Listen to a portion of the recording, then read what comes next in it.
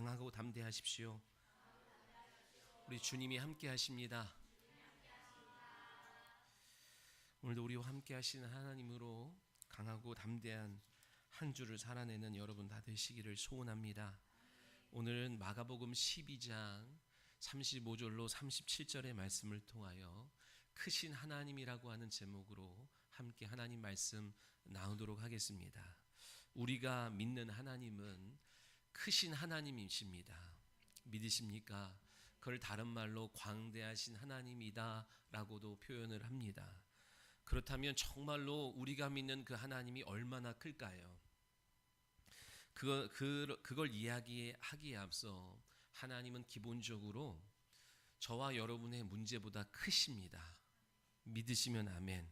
우리는 내 문제가 가장 크다고 생각합니다. 그래서 해결할 수 없다고 여기고, 그래서 염려하고 걱정하고 두려워하고 낙심하고 좌절하고 두려워 떱니다. 더 나아가 세상을, 형편을, 처지를 원망하기도 합니다. 그런데 분명한 것은 하나님은 내 문제보다 크십니다. 조금 큰 것이 아니라 비교할 수 없을 만큼 하나님은 더 크십니다. 그분의 크기 앞에, 그분의 능력 앞에 내 문제는 그 존재가 무의미할 정도로 작다는 것을 우리는 알아야 합니다. 그래서 우리에게 정말로 시급한 것은 다른 게 아니라 그 크신 하나님을 만나는 데 있습니다. 오늘 이 예배를 통하여 그 크신 하나님을 만나는, 그 영원히 그 하나님을 체험하는 은혜가 저와 여러분 가운데 있기를 소원합니다. 이번 한 주간 그 크신 하나님을 만나는 것이 오늘 그 무엇보다도 시급한 일인 것을, 그리고 그 크신 하나님을 만난다면 내게 태산과 같았던 그 문제를 능히 해결받는 귀한 한 주가 될 줄 믿습니다. 예수 그리스도께서 이 땅에 오셔서 그 크신 하나님을 우리에게 소개해 주셨고, 그 크신 하나님을 우리에게 나타내 주셨습니다. 그 크신 하나님을 우리가 경험하지 못하도록 내 안에 방해하는 것이 있다고 지난주에 말씀을 나눴는데, 그것이 무엇이에요? 누룩이라 그랬어요. 누룩.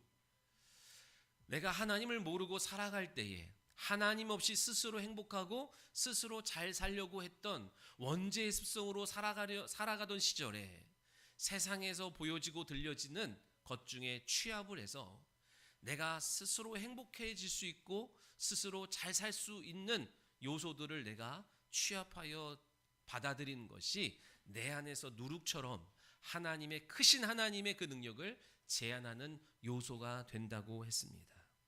그러다 보니까 내 안에 있는 이 누룩을 제거하지 아니하면 어떤 일이 벌어져요?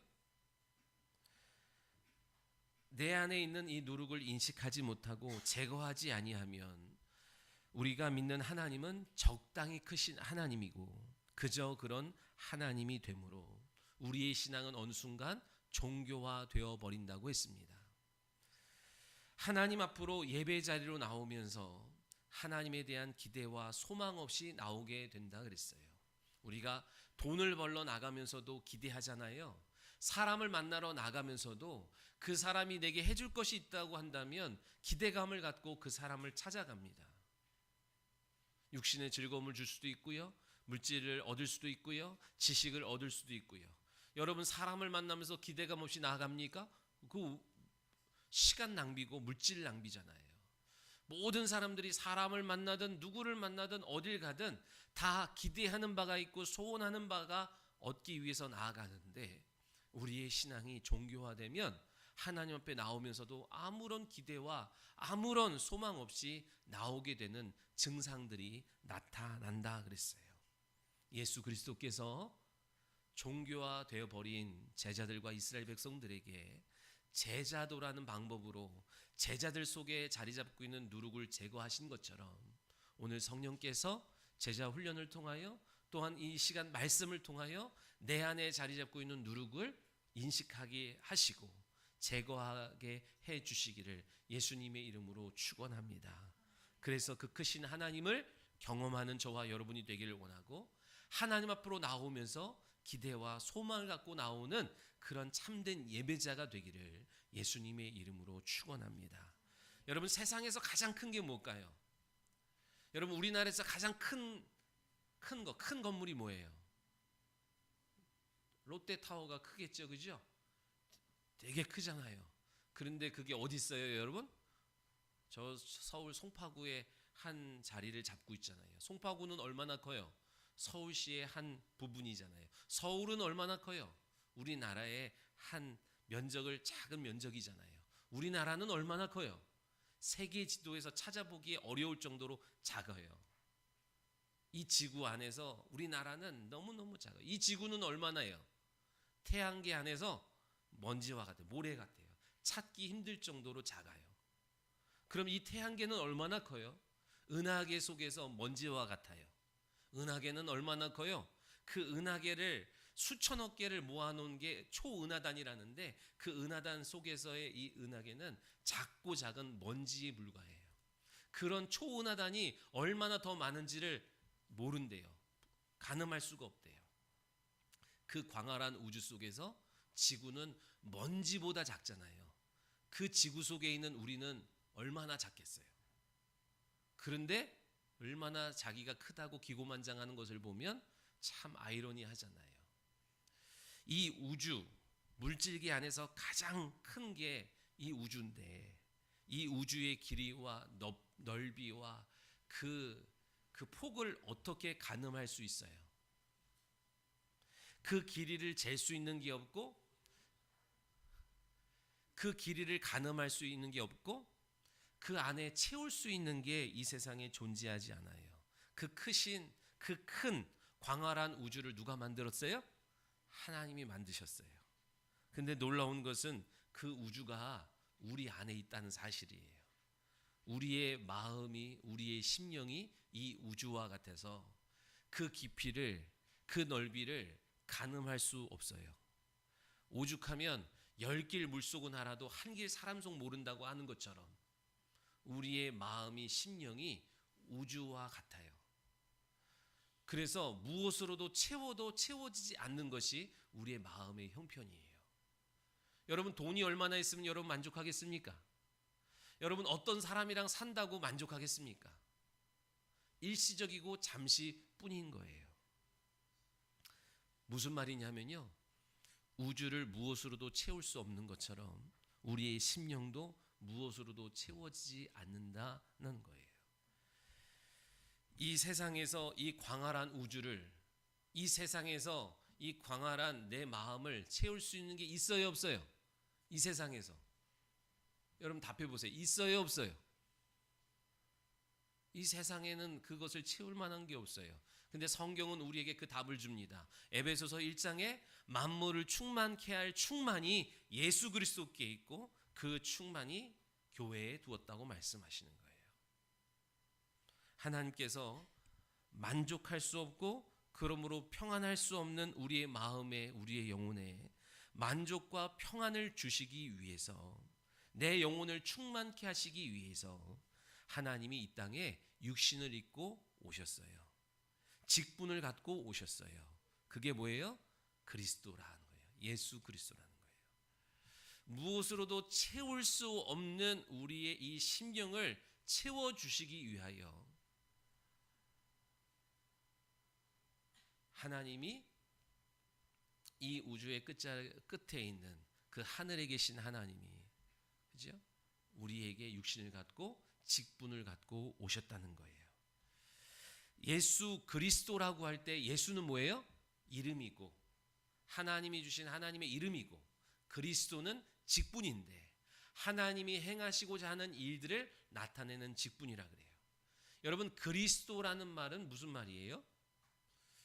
자, 여러분 구약 성경은 히브리어로 쓰여졌거든요. 그리고 그 히브리어로 쓰여진 구약 성경을 헬라어로 번역을 했어요. 헬라어로 그리스도라는 말은 히브리어로 메시아라는 말이거든요. 그러니까 메시아와 그리스도는 같은 말이에요. 무슨 뜻이에요? 기름 부음 받은 자라고 하는 뜻이에요. 그러니까 메시아도 기름 부음 받은 자요, 그리스도도 기름 부음 받은 자다라고 하는 뜻을 갖고 있어요.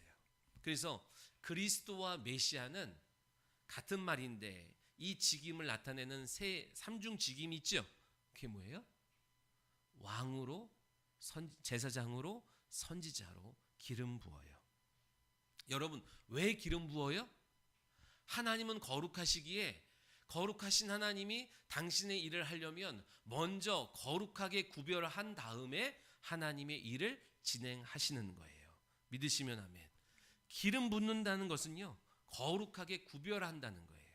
그래서 한 번 거룩하게 기름을 부음 받으면 절대로 다른 용도로는 못 써요.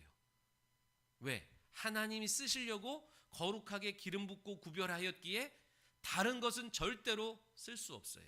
오직 하나님만 쓰시게 되어 있는 거예요. 기름 붓는 행위가요, 신약에 와서는요, 안수라는 형태로 이어집니다. 야고보서에 보니까 5장 17절에 병든 자가 있냐 교회의 장로를 청할 것이요. 여기서 교회 장로라는 것은 장로님 말하는 게 아니라 목회자를 말하는 거예요. 병든 자가 있냐 너는 교회에 청하여 목회자를 불러서 그는 주의 이름으로 기름을 바르고 주의 이름으로 기도해 주라고 말씀하셨어요. 여기서 기름을 발라주라는 것은 안수해 주라는 거예요. 그래서 목사님이 여러분 가면 안수하여 기도하잖아요. 그것은 기름 부어 기도하는 것과 같은 거예요. 그래서 이 기름 붓는 행위가 신약에 와서는 안수의 형태로 이어져 옵니다. 사도행전 6장에 보니까 7 집사를 세워요. 안수하여 세워요. 거룩하게 구별하여 세워서 직임을 나눠주잖아요. 바울과 바나바에게 안수하여 파송하여 그들을 보내잖아요. 그죠? 기름 붓는 행위와 안수하는 행위가 연결되어 있다 이 얘기예요. 안수는 거룩하게 구별하는 건데 여러분 사람 말고 안수하는 게 뭐가 있다 그랬어요? 안수는 거룩하게 기름 붓는 행위로서 거룩하게 구별하여 하나님이 쓰시는 것으로 세우는 건데 사람 말고 누구에게 기름 부어요? 사람 말고 누구에게 안수해요? 성경에 보니까 제물에게 안수해요. 양에게 안수해요. 그러면 안수받은 기름 부음 받은 그 양 제물은 살아서는 안 돼요. 반드시 죽게 되어 있어요. 죽어야만 하나님의 일을 행할 수가 있어요. 믿으시면 아멘. 여러분 하나님의 일이 뭐예요? 살리는 일이요? 살아난 자를 풍성하게 하는 거예요. 요한복음 6장에 보니까 하나님의 일이 뭡니까? 그러니까 뭐라 그래요? 예수님이 그가 보내신 자를 믿는 게 하나님의 일이라 그러죠? 여러분이 그가 보내신 자 예수 그리스도를 믿음으로 영생을 얻었고 그가 보내신 자 예수 그리스도를 믿고 그분의 말씀에 순종함으로 여러분의 삶이 더 풍성케 된 줄 믿습니다. 아멘? 그러니까 여러분 안수 받으면 다 죽어야 되는 거예요. 살아서는 하나님이 안수 왜 한다고요? 하나님이 쓰시려고 하나님의 일이 되게 하시려고 하나님은 안수하여 거룩하게 구별하여 쓰신다고요. 그러면 안수 받은 사람은 어떻게 된다고요? 다 죽어야 돼. 죽지 아니하면 하나님의 일이 안 돼요. 믿으시면 아멘. 그러니까 예수님도요 요단강에서 세례를 받으잖아요. 그러면서 하늘로부터 성령의 기름 부어 그에게 내리잖아요. 그때부터 어떻게 해요? 오로지 방향이 어디예요? 십자가를 향하여 죽으러 가시잖아요. 그렇게 죽음으로 말미암아 인류를 향한 하나님의 계획과 일이 성취되게 하시는 겁니다. 안수받는 순간, 거룩하게 구별되는 순간 개인의 삶은 없어요. 그때부터는 공생의 시작이에요. 요셉과 마리아의 아들로서 예수님은 죽고 하나님의 아들로서 공적 생활을 시작한다 하는 거예요. 우리 교회는 아직 임직을 안 해서요. 안수받은 사람이 저밖에 없고 우리 서궁철 안수 집사님도 안수받았잖아요. 안수받았으면 죽어야 돼요. 살아있으면 절대로 하나님의 일이 안 돼요. 자, 제가 곰곰이 생각해 보면서 목사님이 목회를 하잖아요.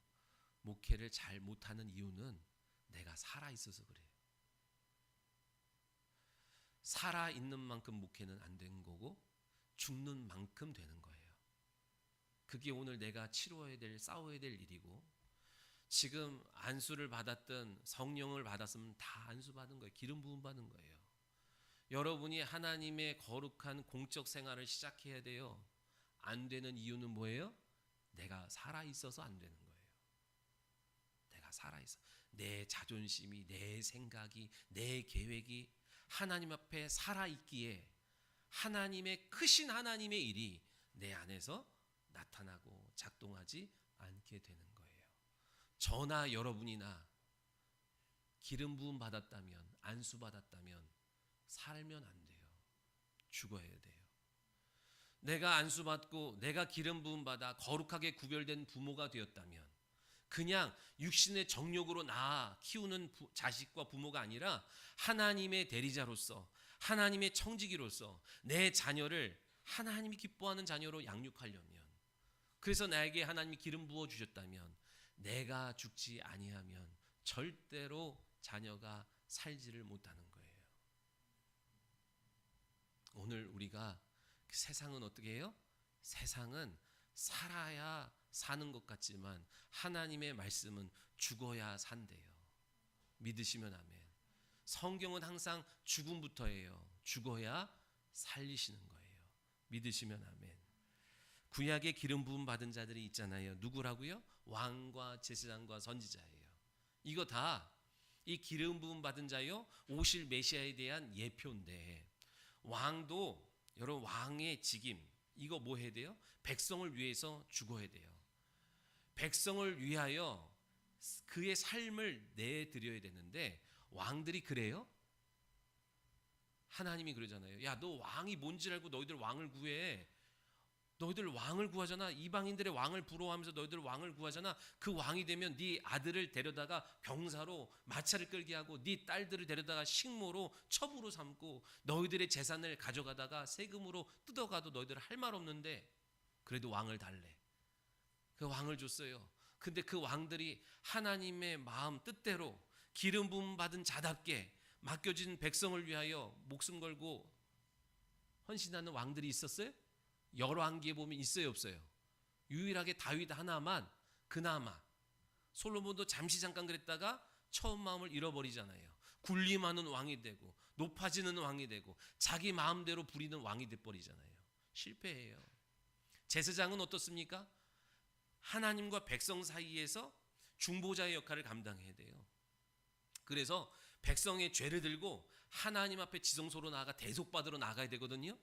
근데 율법의 말씀의 근거로 날마다 자기를 쳐 죽이지 아니하면 진짜 하나님 앞에 나아가다가 즉사해 버리는 거예요. 그러니까 이 제사장들이 얼마나 자기의 목숨 걸고 사역을 해야 되는지 몰라요. 선지자는 어떻습니까? 선지자는 뭘 맡은 자예요? 하나님의 말씀을 맡은 자예요. 그러니까 말씀을 소유했기 때문에 날마다 핍박과 도전이 있어. 선지자들이 뭐 하는 거예요, 여러분? 왕에게 직언하는 거죠. 뭘 갖고? 율법을 갖고. 그러니까 정죄해야 되는 거예요. 근데 왕이 정죄해받고 말씀 앞에 자기를 쳐 복종한 사람이 있어요? 다윗 외에는 없어요. 모든 선지자들이 왕에게 직언했다가 목이 댕강 다 잘렸어. 그러니까 선지자도 목숨 내놓고 하는 거예요. 선지자도. 기름 부음 받은 자는 이 직임을 감당하기 위해서 죽어야만 하는 거예요. 다 그래요.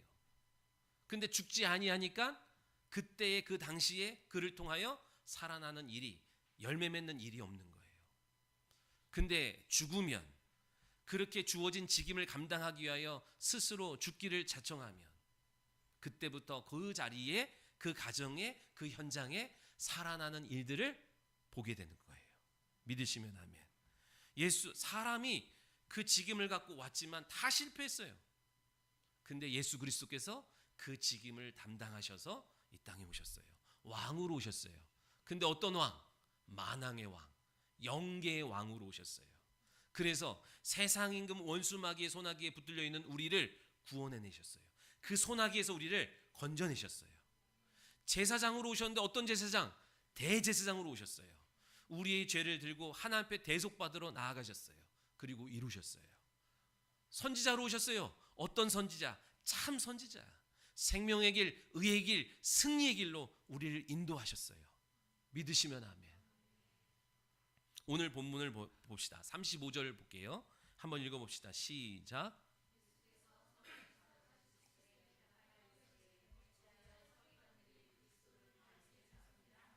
아멘. 이게 무슨 말이에요?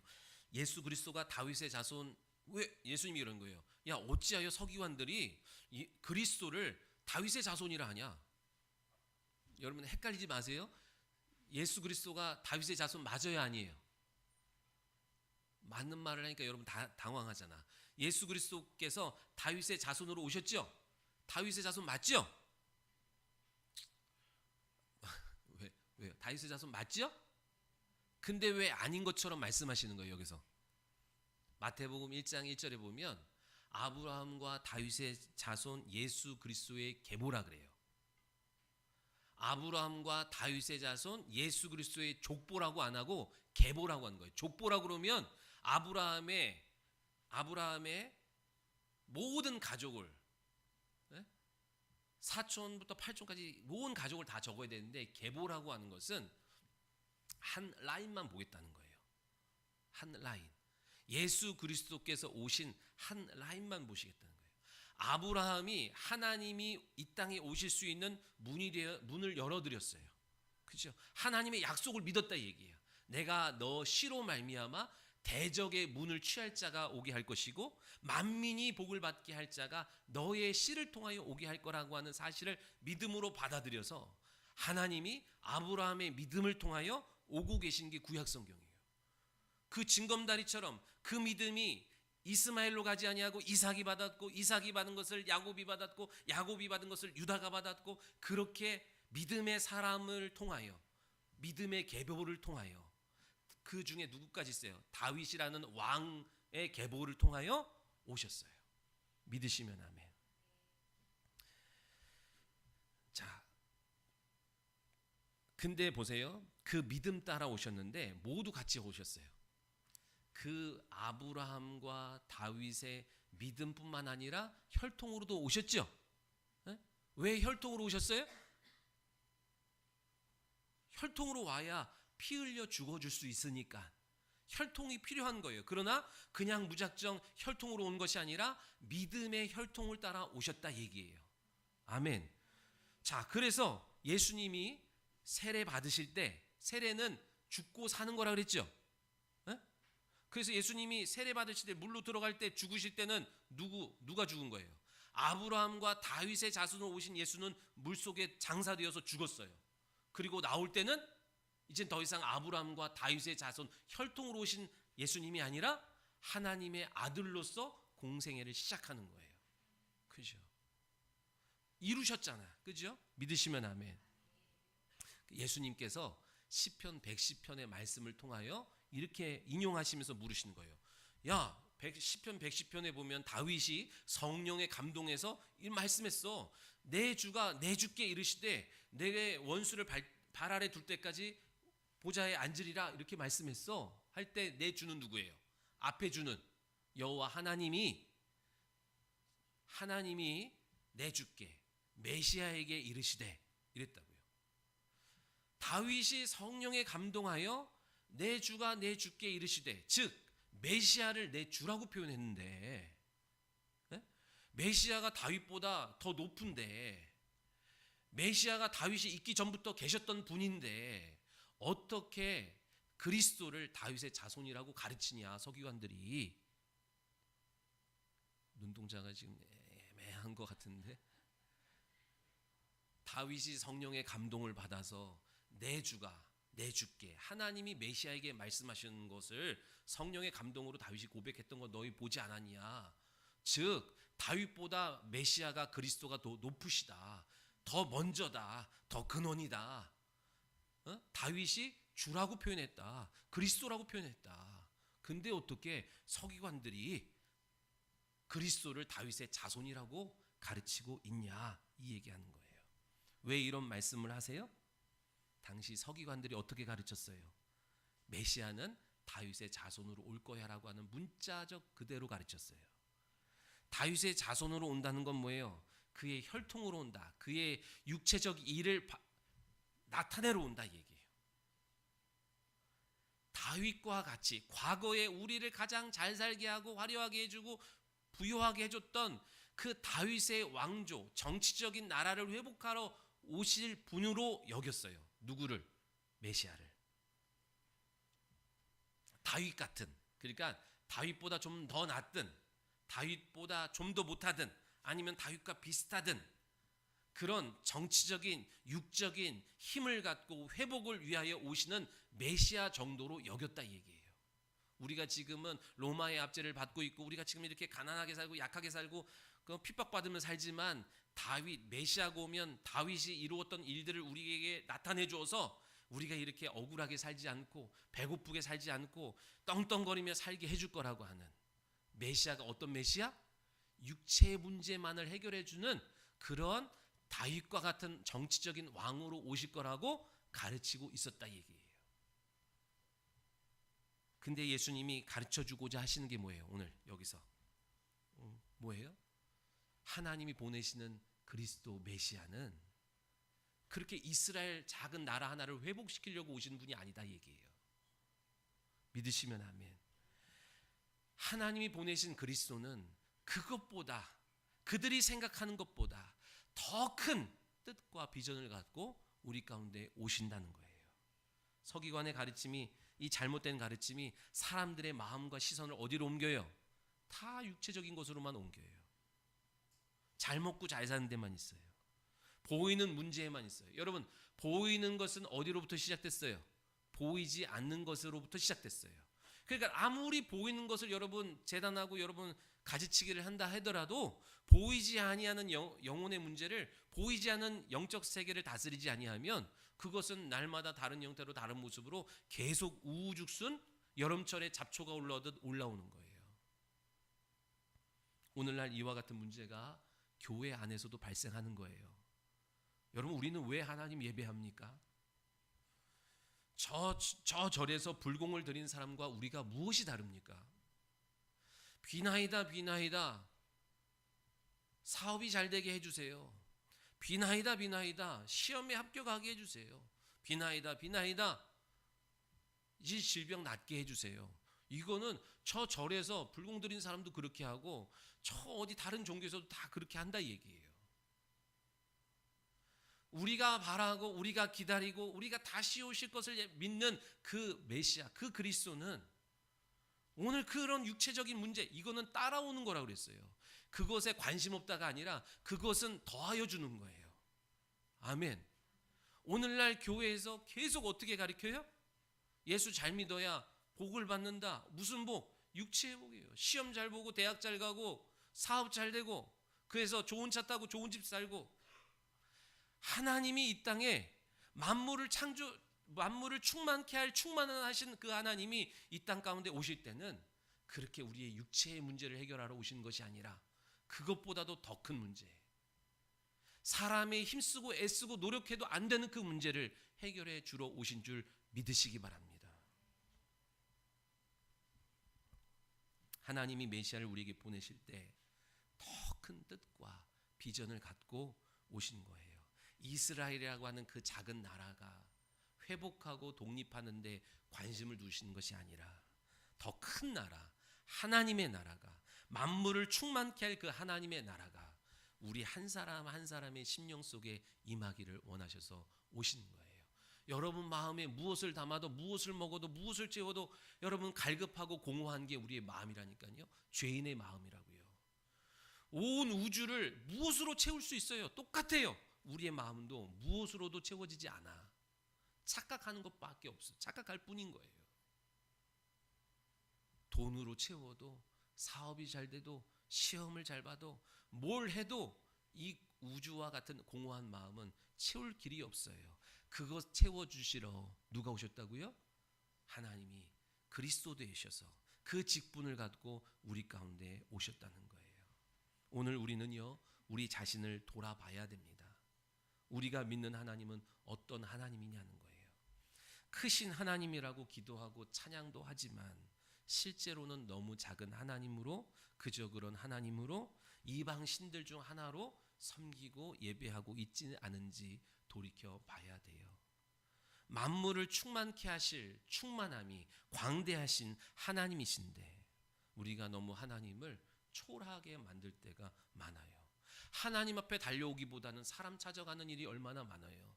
하나님 앞에 먼저 와서 엎드리기 전에 하나님 내 이 질병의 문제 급하잖아요. 생명, 우리 육체의 생명이 오락가락할 때 당연히 여러분 급한데 뭐부터 찾냐는 거예요. 의사부터 찾냐, 병원부터 찾냐, 약부터 찾냐, 아니면 하나님부터 찾냐 얘기예요. 하나님이 병원 가는 거에 대해서 뭐라고 하지 않으세요. 그걸 뭐라고 하는 것이 아니라 뭘 먼저 근거하고 뭘 최종적인 권위를 어디에 두냐, 주님은 그것을 물으시는 거예요. 우리가 믿는 하나님이 크신 하나님 맞아요? 오늘 여러분이 직면한 그 태산과 같은 문제보다 더 크신 하나님을 믿어요? 그러면 여러분 믿는다는 건 뭐라 그랬어요? 믿음의 정의가 뭐랬어요? 의지하는 거라니까요. 구하고 그분을 찾는 거라니까요. 그분의 말씀 앞에 순종하고 맡겨준 일에 책임을 다하는 것이 믿음이라니까요. 믿음이 있다면, 믿음을 사용하려고 한다면 내 문제를 갖고 주님 앞에 나와야 돼요. 그래서 크신 하나님을 경험하고자 해야 되는 거예요. 우리가 말은 하나님은 크세요, 광대하세요 하지만 문제만 생기면 쪼르륵 사람을 찾아가고 쪼르륵 병원만 찾아가고 습관적으로 우리 안에 잠재되어 있는 그 누룩이 작동하여서 급하면 사람 찾아가잖아요. 급하면 전화부터 하잖아요. 사람에게 도와줄 만한 사람을 계산해서 찾아서 하잖아요. 주의 종을 찾아요. 기도를 여러분 먼저 요청해요. 하나님의 사이즈는 무엇으로 결정돼요? 내 믿음으로 결정돼요. 하나님은 온 우주보다, 이 코스모스 우주보다 더 크신 하나님이에요. 영계를 만드시고 물질계를 만드신 크고 광대하신 하나님이에요. 근데 그 하나님이 내 믿음만큼만 나타나는 거예요. 그래서 누군가에게는 크신 하나님, 광대하신 하나님, 전능하신 하나님이지만 누군가에게는 그냥 그저 그런 작은 하나님인 거예요. 은행장보다 못한 하나님이고 의사보다도 못한 하나님으로 여겨지기도 하는 거예요. 야, 이 문제는 될 수도 있고 안 될 수도 있다는 나름의 내 생각이 판단이 들어갔을 때는 하나님 앞에 들고 나오고, 야, 이거는 안 돼 해서 안 갖고 나오고 스스로 다른 방안을 찾는 일들이 얼마나 많습니까? 하나님은 감기는 고치고 코로나는 못 고쳐요? 하나님이 피부병은 고치는데 암은 못 고쳐요? 여러분의 하나님은 어떤 하나님이에요? 오늘 예수님이 막 답답하고 안타깝고 진노하시는 이유가 뭐냐면, 서기관의 가르침은 우리를 위하여 오시는 그 메시아가 어떤 메시아다? 단순히 우리의 인식 속에서 해결할 수 있는 것은 해결하고 해결하기 어려운 것은 해결할 수 없는 분으로 가르치고 있다는 거예요. 여러분 부모로서 자녀들에게 여러분이 믿는 하나님을 나타내주고 가르쳐주고 보여준다고요. 은연중에. 네? 아무리 여러분이 앉혀놓고 성경 공부를 한다고 되는 게 아니라, 내가 이 문제 앞에서, 여러분이 이 문제 앞에서 어떤 신앙의 자세를, 신앙의 고백을 하는지를 자녀들은 보고 있다 이 얘기예요. 그래서 그들 속에 뭐예요? 하나님은 크시구나. 하나님은 얼마든지 역전케 하시는 하나님이구나. 우리 하나님은 크신 하나님이세요. 큰 일을 행하시는 분이세요. 큰 길을 내시는 분이세요. 지난날 어떤 삶을 살았건 그것과 상관없이 오늘 믿음을 갖고 믿음을 내어놓는다면 하나님은 과거에 행하셨던 그 큰 일을 나 같은 죄인에게도 지금도 나타내 주시는 사랑 많으신 하나님이신 거예요. 불가능한 일을 가능케 하시고 죽은 자를 살리시고 없는 것을 있는 것으로 부르시는 창조주 하나님이신 거예요. 무엇으로도 채울 수 없는 광활한 우주를 채울 수 있는 분이시고, 무엇으로도 채울 수 없는, 만족할 수 없는 내 심령을 충만케 하실 분이 예수 그리스도이신 거예요. 믿으시면 아멘.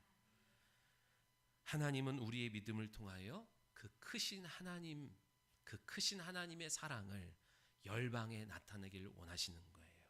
여러분 계산하지 말고 그 크신 하나님 앞에 여러분의 문제를 들고 나오시길 바랍니다. 그분을 의지하고 신뢰할 때, 그분, 지난주 말씀처럼 그분의 말씀 앞으로 내가 뛰어들 때 크신 하나님을 경험하게 될 줄 믿습니다. 기도하겠습니다. 살아계신 하나님 감사합니다. 약하고 부족한 죄인이 주님 앞에 나와 소망을 둡니다. 내 안에 선한 것이 없고 내 안에 소망이 없고 돈이 없는 것이 문제가 아니고 지식이 없는 것이 문제가 아니고 믿음 없는 것이 문제인 것을 알게 하시니 감사합니다. 하나님은 지식 있는 자, 돈 있는 자, 명예 있는 자를 사랑하시는 것이 아니라 믿음 있는 자를 사랑하시고 그에게 당신을 나타내기를 원하시는 분인 줄 믿습니다. 오늘 사랑하는 성도들, 믿음으로 하나님의 크신 일을 보게 하시고 크신 하나님을 체험하는 우리 모두 되게 하여 주시옵소서. 특별히 병중에 있는 우리 김상갑 성도님을 기억하여 주셔서 그 아들의 마음속에 크신 하나님이 임재하여 주시고 그 하나님을 바라보고 의지하게 하여 주셔서 사람이 의술이 해결할 수 없는 그 일들을 해결받게 하여 주시옵소서. 해결하실 주님을 찬양하오며 다시 오실 예수 그리스도의 이름으로 기도합니다. 아멘. 우리 옆에 분과 인사하게